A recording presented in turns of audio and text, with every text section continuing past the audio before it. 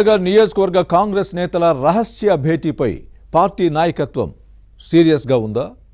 మంత్రి Ponnam ప్రభాకర్పై party incharge ఆరోపణలు చేయడాన్ని ఎలా చూడాలి? ఆ నేత అసంతృప్తికి కారణాలేంటి? మంత్రి పొన్నం ప్రభాకర్ బండారం బయట పెడతారని బెదిరించే పరిస్థితి ఎందుకు వచ్చింది? ఇంతగా బరిదెగించిన ఆ నేత ఎవరు? Was the story?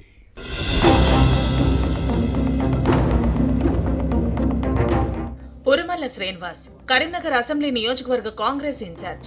గత ఎన్నికల్లో బీఆర్ఎస్ అభ్యర్థి గంగుల కమలాకర్ చేతిలో ఓడిపోయిన ఈ నేత ఆ తర్వాత నుంచి అసంతృప్తితో ఉన్నారు. ఇటీవల నిర్వహించిన పార్టీ నేతలతో రహస్య భేటీలో మంత్రి పొన్నం ప్రభాకర్ ను టార్గెట్ చేయడం వివాదాస్పదమైంది. సీక్రెట్ సమావేశంలో ఎక్కడో బయట నిర్వహిస్తే పర్వాలేదు, కానీ జిల్లా కాంగ్రెస్ కార్యాలయంలోనే మీటింగ్ పెట్టి ఉమ్మడి కరీంనగర్ జిల్లా మంత్రులపై అనుచిత వ్యాఖ్యలు చేయడంపై పార్టీ నాయకత్వం సీరియస్ గా ఉంది. సమావేశానికి హాజరైన ఓ నేత రికార్డ్ చేసిన ఆడియో, వీడియోలు, రికార్డులు అధిష్టానం దగ్గరకు చేరాయి. మరీ ముఖ్యంగా మంత్రి పొన్నం ప్రభాకర్ ను ఉద్దేశించి పరోక్షంగా చేసిన వ్యాఖ్యలు దుమారం రేపుతున్నాయి.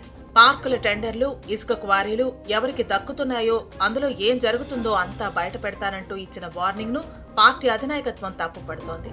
పురుమల్ల శ్రీనివాస్ చేసిన కామెంట్స్ పై మంత్రి పొన్నం ప్రభాకర్ అనుచరులు మండిపడుతున్నారు.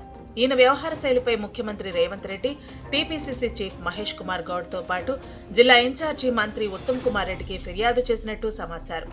పార్టీలో ఉంటూ ఇంత బరితెగించి మాట్లాడతారా, నోటికొచ్చినట్టు దూషిస్తారా అని కరీంనగర్ కాంగ్రెస్ ఇన్ఛార్జ్ పురుమల్లపై క్యాడర్ ఆగ్రహవేశాలు వ్యక్తం చేస్తోంది. క్రమశిక్షణను ఉల్లంఘించి పార్టీ ప్రతిష్టను దెబ్బతీసేలా వ్యవహరిస్తున్నారని మండిపడుతోంది.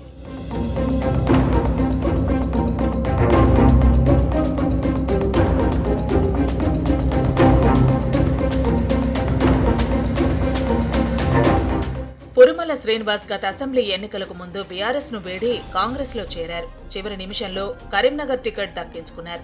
ఆ సమయంలో పొన్నం ప్రభాకర్ అండగా నిలిచారు. కానీ ఎన్నికల్లో 3వ స్థానానికే పరిమితమయ్యారు. అప్పటి నుంచి పార్టీ కార్యక్రమాల పట్ల అంటిముట్టనట్లుగా వ్యవహరిస్తున్నారు. ప్రభుత్వ ప్రోగ్రామ్స్ లోనూ పెద్దగా పాల్గొనలేదు. అయితే ఇటీవల నిర్వహించిన రహస్య భేటీలో కొందరు నేతల తీరుపై అసంతృప్తిని వెళ్లగక్కారు. పార్టీకి సంబంధించిన ఏ సమాచారం ఇవ్వటం లేదు, నియోజకవర్గ ఇన్ఛార్జికి ప్రోటోకాల్ పాటించడం లేదని తన మనసులోని ఆవేదన, అసంతృప్తిని వెళ్లగక్కారు. దీనంతటికీ పొన్నం ప్రభాకరే కారణమంటూ పరోక్షంగా విమర్శించారు.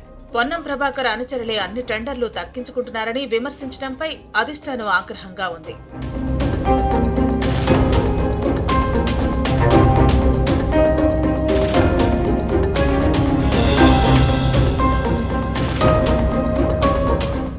వాస్తవానికి పురుమల్ల శ్రీనివాస్ ను కాంగ్రెస్ లో చేర్చుకోవడానికి కొందరు వ్యతిరేకించారు. పార్టీకి లాయల్ గా ఉన్న వారికి టికెట్ ఇవ్వాలని కోరారు. కానీ అధిష్టానం మాత్రం శ్రీనివాస్ ను పార్టీలోకి ఆహ్వానించి సీట్ ఇచ్చింది.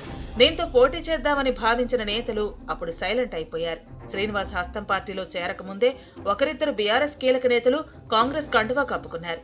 కానీ శ్రీనివాస్ కే సీట్ ఇవ్వడంతో మళ్లీ సొంత పార్టీలోకి వెళ్లిపోయారు. అసెంబ్లీ ఎన్నికల ముందు పార్టీలో చేరిన పురుమల్ల ఇప్పుడు పార్టీ ముఖ్య నేతలను విమర్శించడంపై అధిష్టానం ఆగ్రహంగా ఉంది. శ్రీనివాస్ కంటే ముందు నుంచి పార్టీలో ఉన్నవారే సైలెంట్ అయితే ఈయన హడావిడి చేయటం ఏంటని మంత్రి పొన్నం ప్రభాకర్ అనుచరులు మండిపడుతున్నారు.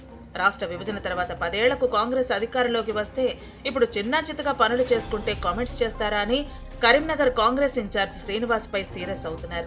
నియోజకవర్గ సమన్వయకర్తతో పార్టీకి ఒరిగేదేమీ లేదని, ఉన్నా లేకపోయినా ఒకటే అని పొన్నం ప్రభాకర్ అనుచరులు ఆగ్రహం వ్యక్తం చేస్తున్నారంటే పరిస్థితి ఎలా ఉందో అర్థం చేసుకోవచ్చు. మరి పురుమల్ల శ్రీనివాస్ కాంగ్రెస్ లోనే కొనసాగుతారా? తన పైన అధిష్టానం వేటు వేస్తే ఎలాంటి విషయాలు బయటపెట్టే అవకాశం ఉంది అన్న విషయాలు చర్చనీయాంశంగా మారాయి. ఏం జరుగుతుందో చూడాలి.